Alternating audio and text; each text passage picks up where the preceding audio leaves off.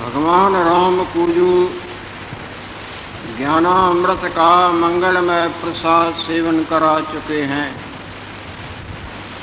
वही मंगलमय प्रसाद भगवान लक्ष्मी नारायण देव की अपार कृपा से हम सबों को प्राप्त होता आ रहा है और आगे भी श्री हरि देने की कृपा कर रहे हैं।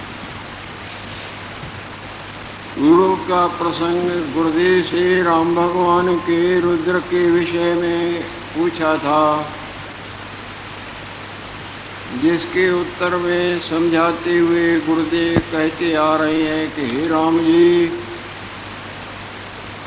जिनका अंतःकरण शुद्ध होता है उनका संकल्प शीघ्र ही सत्य हो जाता है, पूरा हो जाता है। और जिनका अंतःकरण मलिन होता है, आवरण सहित होता है, अज्ञान के आवरण सहित, उनका संकल्प सिद्ध नहीं होता, पूरा नहीं होता है। इसलिए शुद्ध जो निरावरण रुद्र है, पहला जो निरावरण सब प्रकार के माया के मलिनता के दोषों से रहित जो भगवान रुद्र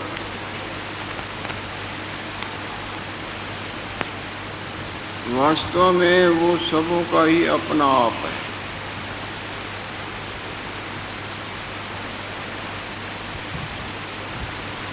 जिसको अनुत्तर ज्ञान प्राप्त है, जिस ज्ञान के ऊपर और कोई ज्ञान नहीं। जैसे सपने के संसार से में जगने से जागृति सर्वोपरि है, उस जागृति के ऊपर तो कोई सपने की जागृति है नहीं। इसी तरह जिसको अपने आप का वास्तव में ज्ञान है और उस ज्ञान गंगा में वो तलीन है, ऐसा जो रुद्र भगवान है,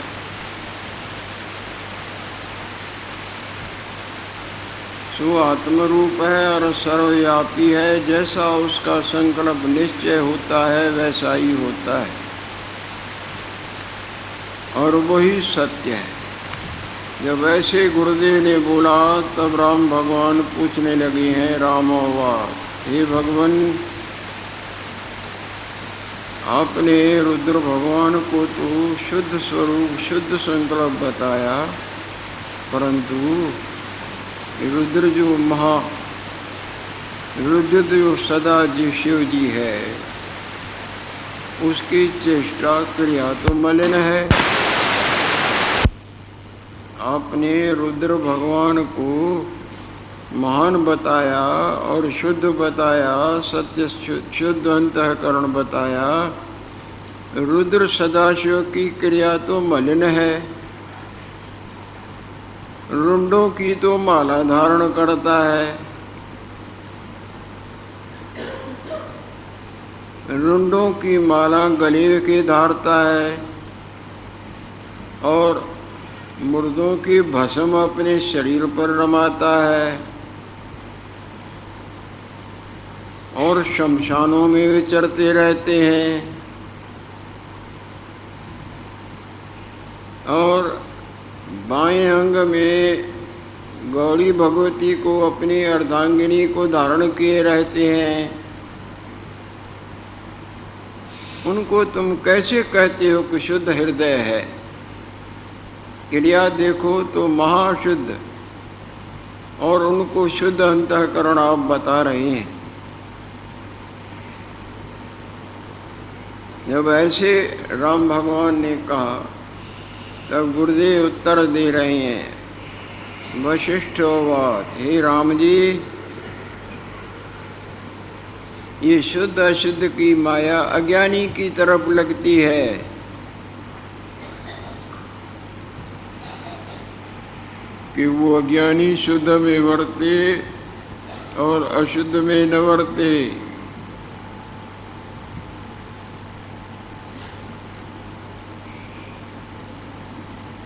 और जो वास्तव में ज्ञान गंगा में तल्लीन है, वो किसी भी क्रिया को अपने आप में अध्यारोप नहीं करता। स्वप्ने में शुद्ध अशुद्ध मानेंगे कि शुद्ध को ग्रहण अशुद्ध को छोड़ो, पर जो जागृत है उस स्वप्ने की किसी भी क्रिया को अपने में आरोप करता है क्या? मानता ही नहीं।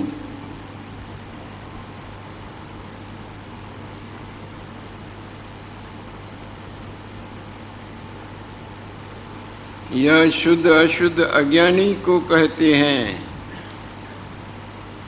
जो शुद्ध विखे वर्ते अशुद्ध में न वर्ते।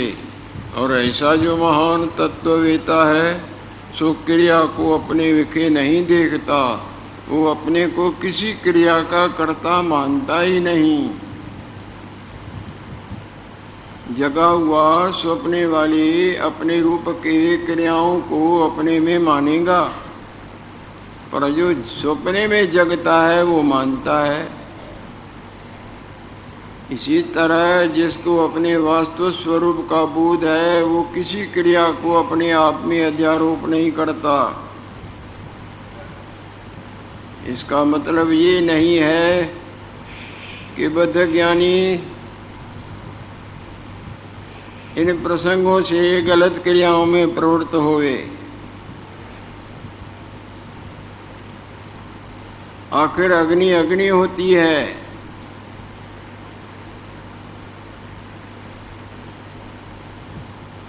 और वास्तव ज्ञानी से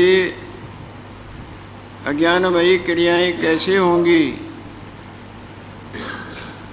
जो तो कानून का जानकार है वो कानून का उल्लंघन कैसे करेगा? यदि करता है तो फजीती भी साथ में भुगतान होती है ना।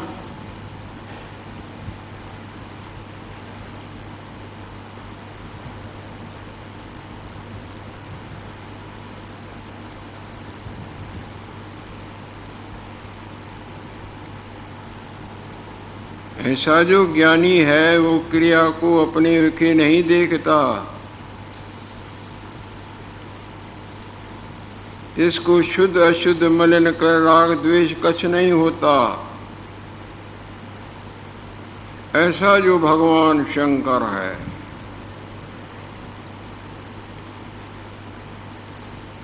उसको न कुछ ग्रहण करने से और न कुछ त्याग करने से हर शोक होता है। सहज सहज में ही उनकी चेष्टा चलती रहती है और उनकी हर चेष्टा वास्तव में मंगलमय होती है।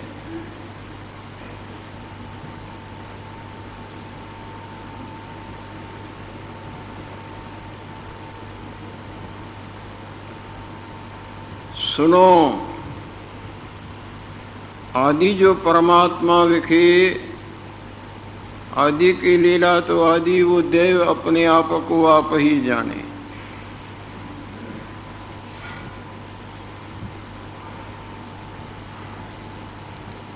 आदि जो परमात्मा विषय विष्णु भगवान का पूर्णा हुआ,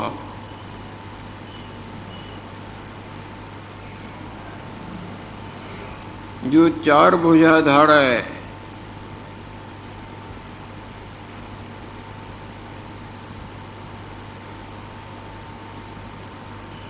परमात्मा में विष्णु रूप धारण करने का जब कभी संकल्प हुआ, जो चार भुजाधार है और संसार की रक्षा करनी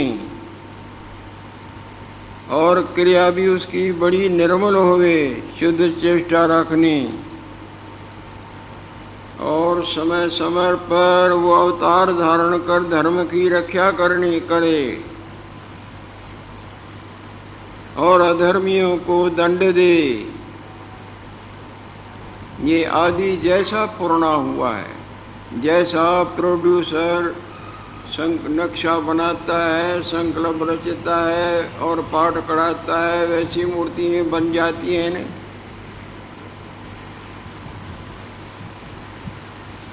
और पापी को मारने यह आदि पूर्ण हुआ है। हे राम जी,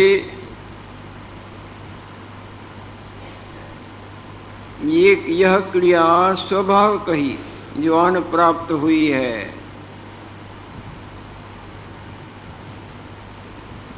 और इस क्रिया के करने के उनको कोई राग द्वेष नहीं, ग्रहण और त्याग की वासना रूपी बंधन नहीं। त्याग और ग्रहण करने की उनमें नहीं, जैसा संकल्प है, जैसी बंधी हुई क्रिया है, जैसे प्रोड्यूसर ने भरा है वो करता बोलता जाता है।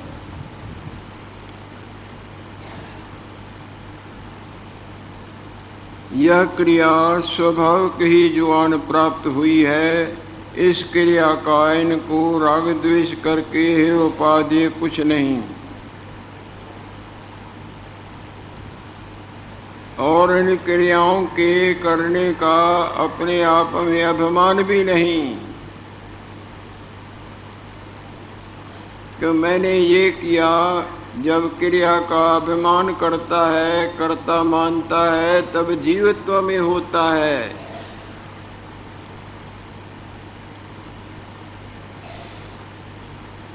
और यदि कर्ता मानता है तो उसको उसका भोक्ता भी बनना पड़ेगा, और भोगने के लिए जन्म भी लेना पड़ेगा, और जन्म लेने के बाद फिर मरना भी पड़ेगा।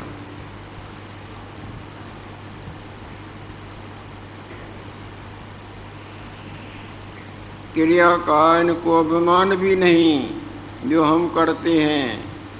कर्तृत्व का जो अभिमान है ये भयंकर काले सर्प से भी बड़ा दुखदाई है।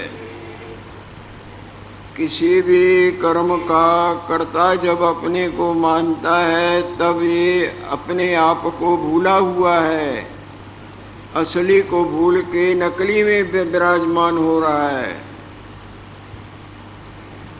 असली में तो ये आत्मस्वरूप है जो सदा अकर्ता भोगता है। जब किसी क्रिया का कर्ता मानता है तब नकली रूप में, माया में रूप में स्थित होता है।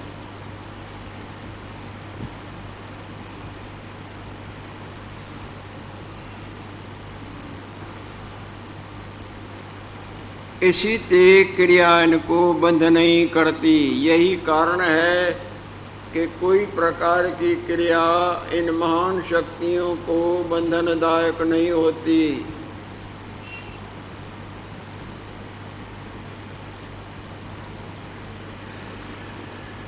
धर्मगण सारे संसार के जीवों को समय समय पर पकड़ पकड़ के लाते हैं, परंतु एक पुरुष उनके हाथ नहीं आता। तब वो भगवान ब्रह्मा जी के पास जाते हैं और कहते हैं कि हे देव, सबको तो हम पकड़ सकते हैं पर एक प्राणी ऐसा है जो हमारे हाथ नहीं आता।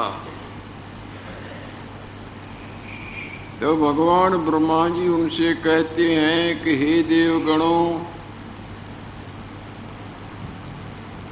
तुम किसी को भी नहीं पकड़ के लाते हो, उनके कर्म ही उनको पकड़ पकड़ के लाते हैं।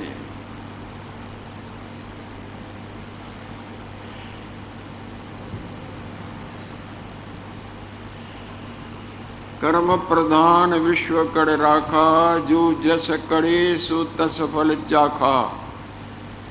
ईश्वर ने कर्मों को प्रधानता दे रखी है। जैसा कोई करता है समय आने पर उसका फल उसको अवश्य भुगतान करना पड़ता है।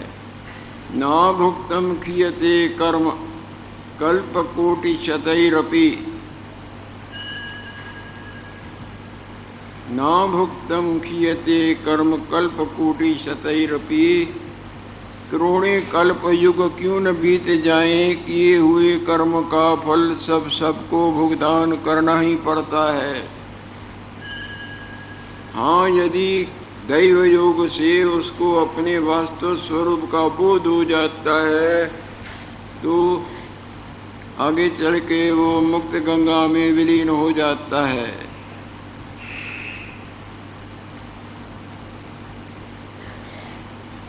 अवश्यम भावी भावनाम प्रतिकारो भवे यदा तदा दुखैर नल पेरन नल राम युधिष्ठिरा। अवश्य जो भावी के भाव हैं यानी किए हुए कर्म हैं, उनका परिणाम यदि मिट सकता तो राम भगवान वन को न जाते, माता सीता 10 महीने लगभग रावण के बंदी गृह में न बैठती।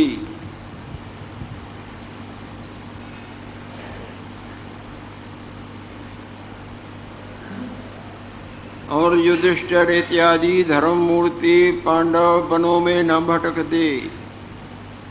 महाराज नल और दमदेवी दमयंती पतिव्रता, उनको भयंकर दुखों के कारागार से न गुजरना पड़ता। जब कर्म उल्टे आते हैं तब राजगद्दी वाला नीचे कारागार में बैठे रहते हैं, जेल में पड़े रहते हैं न। कब्र तो दूसरों के लिए खुदवाई, वो राष्ट्रपति पाकिस्तान का वो उसी के काम आई। भुट्टो ने कब्र खुदवाई थी न, जो उसी के काम आई। जो हाथ उठा उठा के संसार को हिला देते थे, डरा देते थे, वो दिन आया उसका पता भी नहीं पड़ता था कि कुर्सियों है कहाँ। जो इंदिरा देवी हुक्म करे तो हजारों लाखों को लड़ा लड़ा के मरवा छोड़े, पर वो भी कर्म कोई उल्टा भी आया तो बंदी गृह में भी बैठी थी ना। कर्म बड़ी विचित्र वस्तु है। आज नहीं तो कल अपने किए हुए कर्म का भुगतान सबको करना पड़ता है, इसलिए सोच समझ के इस नंगी तलवार को पकड़ना होगा। जहाँ तक बने शुभ कर्मों के गंगा में नहाना, मन करके, शरीर करके और वाणी करके। और जो ज्ञानवान है वो इन क्रियाओं को अपने आप में अध्यारोप ही नहीं करता। जैसे जिसको अपने जागृत रूप का ज्ञान होता है, वो सपने वाले रूप के क्रियाओं को अपने में मानेगा। इसी तरह जो हमारा वास्तव स्वरूप, जिसको आत्मा शब्द करके लखाते हैं, जो वास्तव में वाणी और मन का विषय नहीं,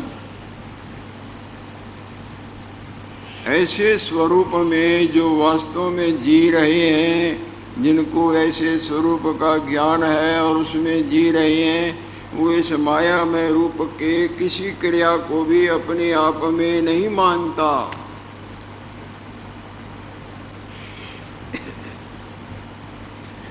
जैसे भगवान सदाशिव, जैसे नारायण देव, जैसे देवादिदेव महादेव, जैसे भगवान ब्रह्मा जी इत्यादि महान आत्माएं बहुत ही हैं। सो हे धर्मगणों, तुम किसी को भी नहीं पकड़ के लाते हो, उनके कर्म से तुम उनको पकड़ते हो। वो जो ब्राह्मण तुम्हारे हाथ नहीं आता है, उनके कर्मों को देखो।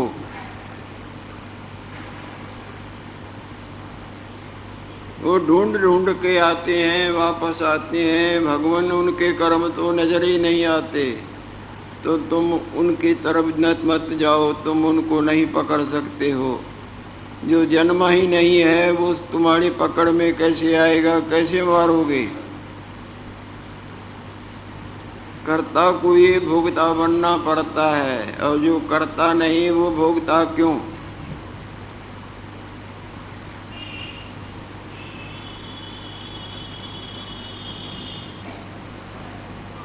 और भगवान नारायण देव किसी क्रिया का अभिमान नहीं करते। हम करते हैं, ऐसे नहीं। इसी ते क्रिया इनको बंद नहीं करती। क्योंकि यह संसार पूर्ण मात्र है। इसलिए इतने मेरे समझाने का कारण यही है राम जी कि ये सारा संसार मनोमात्र है। जितने भी ये 2.5-3 घंटे फिल्म की माया है, ये मन के फुरने से बनी और उसके अनुसार वो दिखती है, वास्तव में कुछ भी नहीं। उसी वक्त भी तुम हाथ लगाओ, कोई गुरुदेव है या हवन है या कोई मारने वाला है।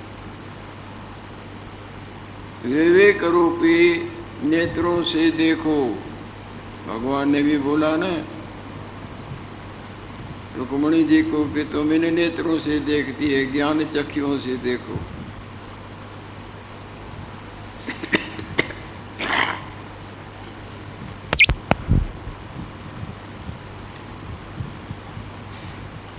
तांति यह संसार पूर्ण मात्र है। जब तू पूर्ण ते रहत होएगा तब तेरे ताई तृप्ति न बासेगी। ये जितना भी सौंपने वाला है मन करके है। जहाँ मन का मनन शांत हो जाता है तो देखने वाला जिनसे देखता था, जिनको देखता था, वो तीनों ही नहीं रहेंगे।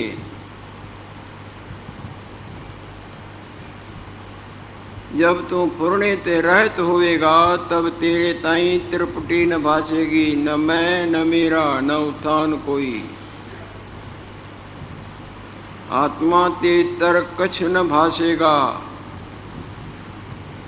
सो भी तुम्हारी इस माया में रूप को नहीं, आत्मा तो अपने आप को ही देखता है। अंधकार रोशनी को नहीं देखता है, रोशनी ही अपने आप को देखती है। स्वप्ने वाला जागृत को नहीं देखता है, जागृत ही अपने जागृत रूप को देखता है। विमुक्तश्च विमुच्यते। जिनको अपने वास्तु स्वरूप का ज्ञान है, अवास्तव में से आस्था निकल गई है, वही सदा मुक्त के गंगा में नहाते रहते हैं। ताते तू अज्ञान रूप पूर्ण ते रहत हो। ये मन ही अज्ञान है, ये पूर्णा, ये इनकी जड़ में वासना, यही अज्ञान है। इस अज्ञान से छुटकारा पाना ही परम पुरुषार्थ है। सपने में कुछ भी करना, पाना, गंवाना, लेना देना, ये पुरुषार्थ है। जाओ उस मैं से छुटकारा पाना पुरुषार्थ है। सपने में लड़का हो जाए, धन हो जाए, ये हो जाए, ये दर्शन करे, ये घूमे, ये लेवे, ऐसा ऐसा तैसा हो जाए, ये पुरुषार्थ सही या उस मैं से ही छुटकारा पाना सही। इसी तरह इस माया में धन भी, लड़का भी, भोग भी, तेरी मेरी मेरी तेरी लीला, ये पुरुषार्थ सही या इस मिथ्या मैं से छुटकारा पाना पुरुषार्थ सही। और मैं अपने आप में है भी वस्तु, वास्तव में नहीं। जैसे स्वप्ने वाले रूप की मैं जागृत में कुछ है भी नहीं।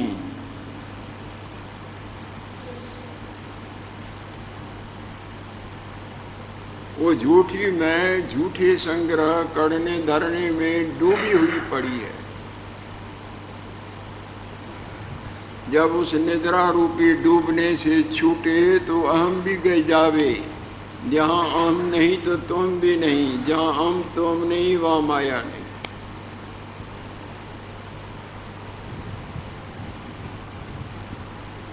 ताते तू अज्ञान रूपी पूर्णे ते रहत हो। हे राम जी, जब तुमको अपने आप का साक्षात्कार होवेगा, आत्म पद का जब साक्षात्कार होवेगा, तब तू जानेगा कि मेरे विखे फुर दृश्य अदृश्य कुछ नहीं। मेरे में ये मानना जानना, सत्य असत्य, ये सब मन का कुछ भी नहीं। ताते तू जानेगा जब तुमको आत्म पद का साक्षात्कार, यही दुर्लभ वस्तु है। साधारण प्राणी धन को और बगीचों को, महलों को और दर्जों को कितनी लड़ाइयाँ लड़ते हैं। हाहाकार मचा हुआ है। अखबारें, टीवी में देखो कि अपनी अपनी अक्लमंदी की बातें झाड़ते हैं। वो भी अज्ञान में नाचता है, वो भी नाचता है, वो भी सत्य समझता है, वो भी सत्य, सब जब कदू। और भोगों के लिए, मान सम्मान के लड़ लड़ के ऐसे मरते हैं जिस तरह कुत्ते मांस के ऊपर काट काट काट काट के एक दूसरे भी काटते हैं।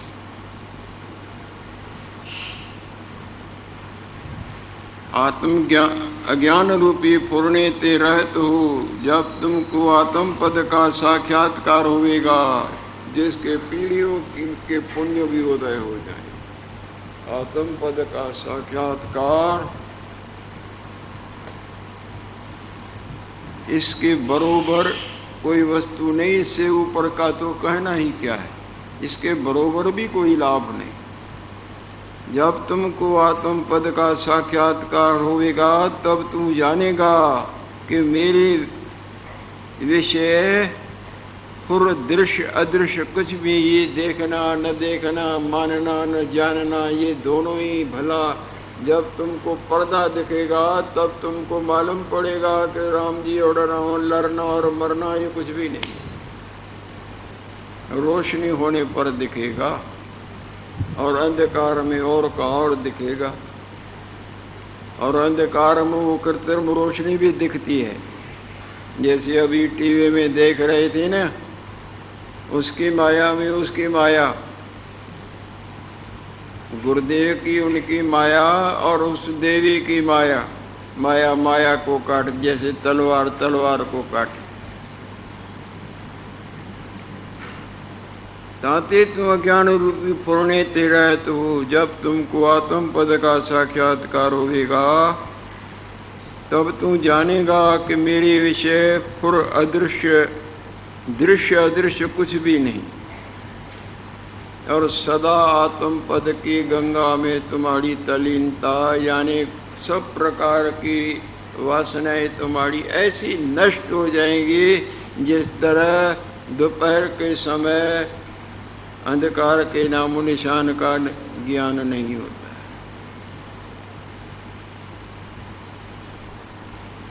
और आत्म पद है जिस विखे एक कहना भी, आत्म पद में एक भी नहीं कहा जाता तो दूसरा क्या कहा जाए। एक भी मन का उत्थान है और न है भी मन का उत्थान है। जो भी दृश्य है वो सब फिल्म की माया है न, चाहे भगवान दिखाएं।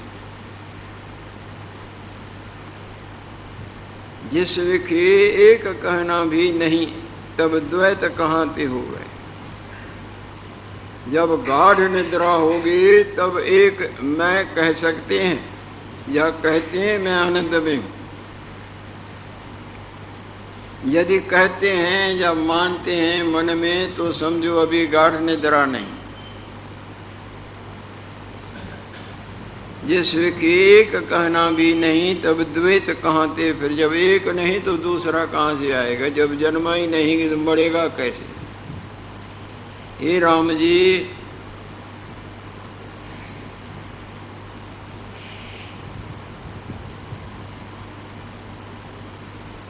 ये जो तुमको दृश्य अदृश्य विद्या विद्या इत्यादि कही गई है, ये सब ये समझाने के लिए, जिस तरह गूंगा कई प्रकार के अंग मरोड़ के दिखाता है, वो रस के लगाने के लिए।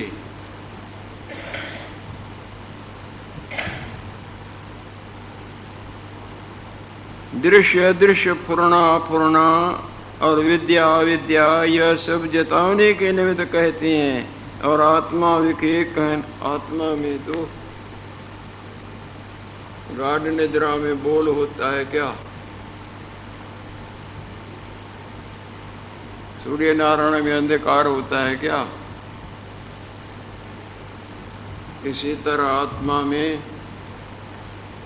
अनात्मा है ही नहीं। रोशनी में अंधकार होता है क्या? जागृत में आपका स्वप्न वाला अपना आप होता है क्या? अमृत में मरण होता है क्या? लक्ष्मी नारायण।